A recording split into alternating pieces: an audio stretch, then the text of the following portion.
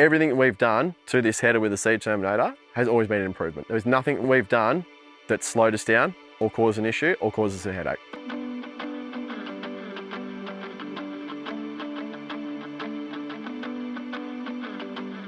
My name's Jackson from Shackleton here at Hillgrove Farm, so approximately like 250 k's from Perth. Mostly wheat, barley, canola and a bit of chickpeas. Probably 2015, 2016 I'd say, we started moving out of sheep. So now we're full cropping with a bit of brown manure, etc., purely because of rotation.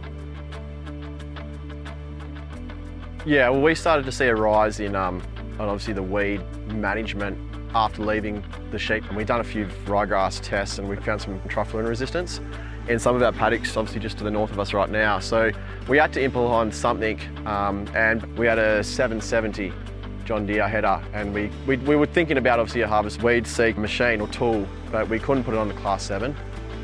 So we went with a chaff liner. We ran that for 2 or 3 years. It was good, it had pros, and obviously we're segregating into the same spot, obviously with our tram lines and our controlled traffic for many years. And it was time to move that header on, upgrade, and we did the figures and we went to a Class 8 header with the bigger engine of the John Deere, and it was kind of a bit of a no-brainer. We did our research for the Harringtons and the ready crops. We decided to go to Seed Terminator. We haven't looked back since.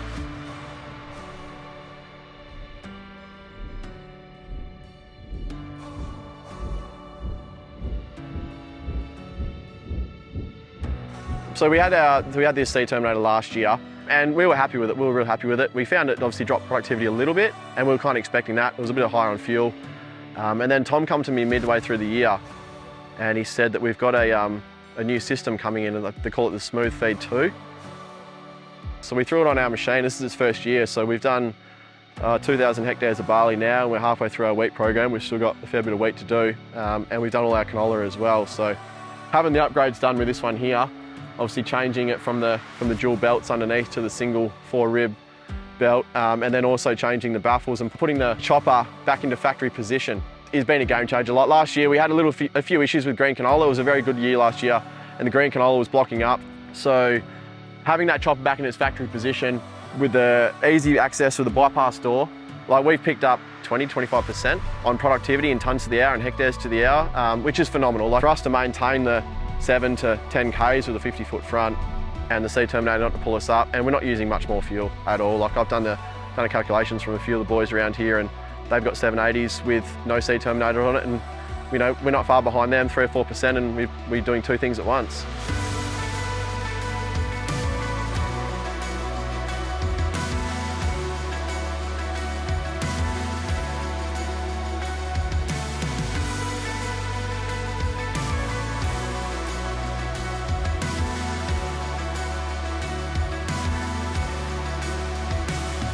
With the update, they've gone to 2 smaller covers and the bypass door as well. So it takes 5 minutes to bypass it. For us to do a drop tray test and work out our losses, whether it be rotor losses or sieve losses or both combined, it's 5 minutes.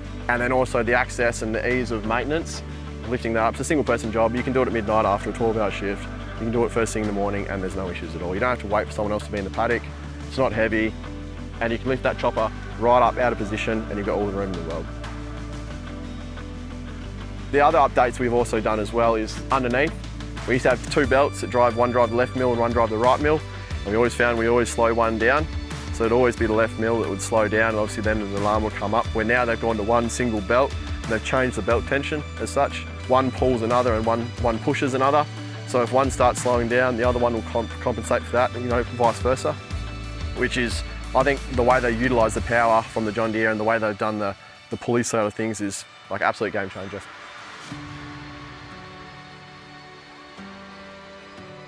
With the results side of things, obviously on our 2nd year, I'd be probably a bit biased to say that we've had major results, but definitely sitting in the boom spray throughout the seeding, and obviously the crop stage or the growing stage of the crop, the summer weeds and the regrowth of the wheat, the barley, the canola, it wasn't there.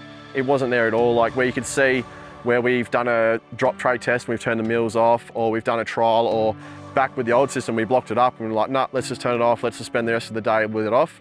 We could actually see that the barley was out there, the canola was out there, the wheat was out there, where I think obviously with the Terminators on, there's nothing. Like you definitely still get your head loss and your comb loss, and that's understandable, but there's not as much as, like, obviously with our chaff deck, we could see, you know, there was a pile of 6 inches, 7 inches wide all the way down the paddocks.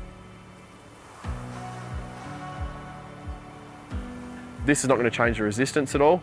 It's just going to try and drop the numbers, and that's the aim. That's the aim of the game. We're just trying to drop the numbers. Like, I don't want to continue spending thousands and thousands of dollars on Roundup when, you know, for all we know, we're slowly burning it. You know, all these other chemicals that are coming to the market, they're not getting any cheaper, and we don't know their lifespan. So a weed seed's not going to grow from powder. It's not going to grow from flour. And if that means that I've got to drop 5% of productivity whilst harvesting, and it's a potential saving in, you know, whether it be 2 years, 3 years, 5 years, 10 years, we've got to get on top of them before it's too late.